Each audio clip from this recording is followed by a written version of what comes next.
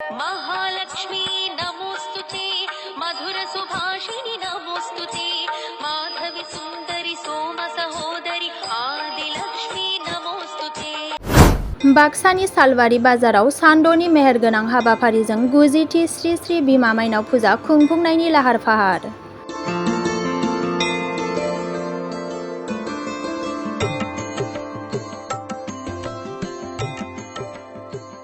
बाक्सानि सालबारि महकुमानि बेन्दोङाव थानाय सालबारि बिमा माइनाव फुजासालिनि सिथ्लायाव बोसोरफ्रोमनि बायदिनो देग्लायबो 28 अक्ट'बरनिफ्राय 2 नबेम्बरसिम सानद'नि मेहेरगोनां हाबाफारिजों खुंफुंनाय जागोन श्री श्री बिमा माइनाव फुजा।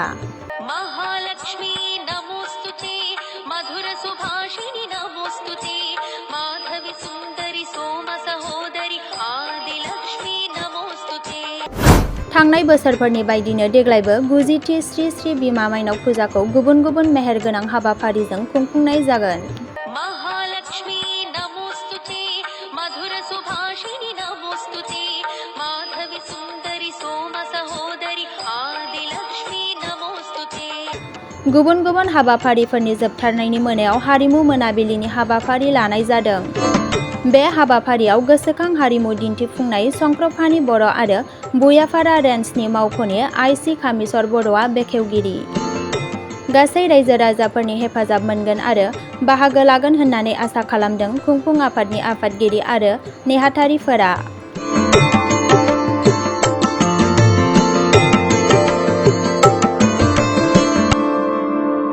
जों बोसोरफ्रोमबो जोंनि सालबारि बिमा माइनाव कमिटिनिफ्राय खुंबोनाय बायदि बे बारावबो जोङो गाजा गोमजायै 6 दिन हाबाफारिजों खुंनो लाहार फाहार खालायदों।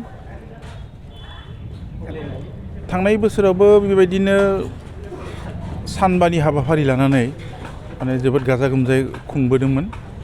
दा एबारबो जों बेबायदिनो खुंनायनि मोनसे लाहार फाहार खालायदों आरोखि। सरकाराथ' जोंनो खायसे नियम खानानै होदो, बे नियमनि गेजेरजोंनो जोङो खुंफुंनो थाखाय लाहार फाहार खालायदों आरोखि। सरकारनि नियमनि बारगा जों मावनो सानाखै। दा खाथियावनो अ.सि. साराबो जोंखौ बिथोन होखादो, बेबायदिनो जोङो साखा फारा जादों। बेखौनोथ' जों खोब सिन्था खालायनो गोनां जादों। जोंनिफ्राय जों टटेलि एकेबारे स्ट्रंलि बेखौ होबथानायनि मोनसे राहा लादों। जोंहा भलन्टियार्सफोरबो थागोन, फारसेथिं डिपार्टमेन्टनिफ्रायबो जोङो खावलायदों। दा बेखौ जोङो खमसे खम फारलंसेसोनि गोजान गोजान साहा खोला सानजा सोनाब जोंनि भलन्टियार्सफोरखौ सांग्रांथि खालायनानै जों लाखिगोन। आरो बिनिफ्राय जोंहा माइकजोंबो जोङो डिक्लेयार होबाय थागोन, जाहाथे फेग्रा मुवा बा फेग्रा माबाफोरखौ लानानै जाहाथे गन्दगल खालायनो हाया, बेखौ जोङो सांग्रांथि लाखिनायनि कारनै माइकजों फोसावना होगोन आरोखि। जों माखासे बिथिं नायोब्ला माखासे दखान फाहाराव फोरबोनि मुङाव माखासे फेग्रा मुवाखौबो फाननायखौ नुनो मोननाय जायो। बे समाव नोंथांमोना माबायदि सांग्रांथि खालामो? जों बे बेलायाव जों जोबोद एलार्ट जादों, स्ट्रिक्टलि जों एलार्ट खालायदों, जाहाथे बे जानो हाया। जोंनि कमिटिनिफ्रायनो जों बेखौ एखेबारे लागोन आरो बेबस्था लागोन।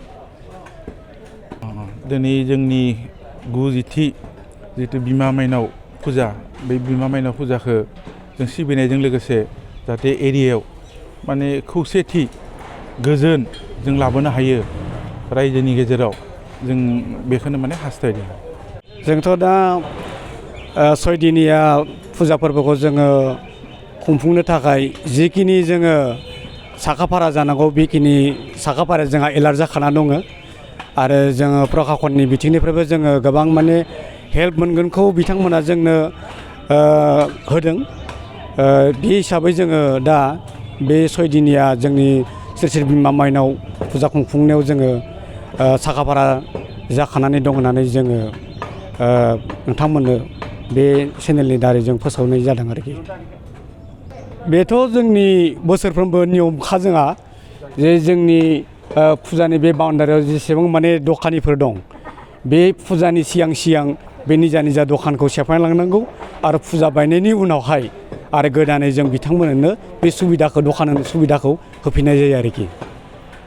सियर बोसोरफ्रोमबो जोंनियाव बेबायदि सालबारियाव लोब लोब रायजो राजाफोरा फैनानै जोंनि फुजाखौ जाफैयो आरो बेबायदि लोब लोब फैनानै जोंनि बे फुजा कमिटिनि जिखिनि मावसोम सोद्रोमाफोर दं बिथांमोननि गोसोखौ बा जोंनि गोसोखौ माने थुलुंगा होफैयो आरोखि रायजो राजाफोरा फैनानै थिनाय हिसाबैथ' दा जोंहा मिना बाजारबो थाहैबाय आरो सिनेमाबो टुरिं सिनेमाबो थाहैबाय आरो दा जोंनि बेहाय जोङो 6 दिननि हाबाफारियावहाय जोङो फार्स्ट 28 अक्ट'बर खालि जोंहा मेथाइ मोसानाय कम्पिटिसन दं आरो बिनि उनावहाय जोंहा बर' फालानै खुला गान दं एसामिस खुला गान फालानै दं आरो जोबखालि 2 अक्ट'बर खालि जोंहा माने प्राइज डिस्ट्रिबिउसन बान्था राननायजों लोगोसे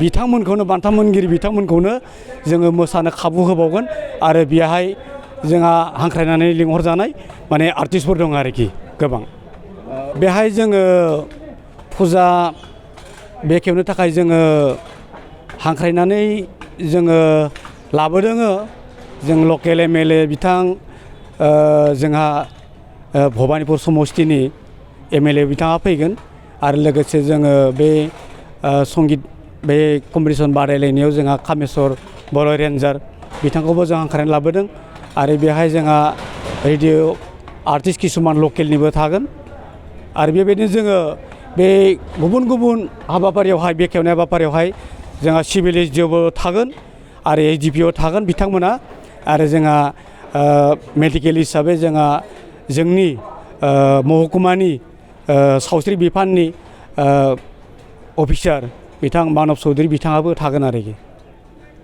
बे जोंनि थाखाय एखेबारे माने जाफुंसार जागोनखौ जों मिजिंथिदों आरोखि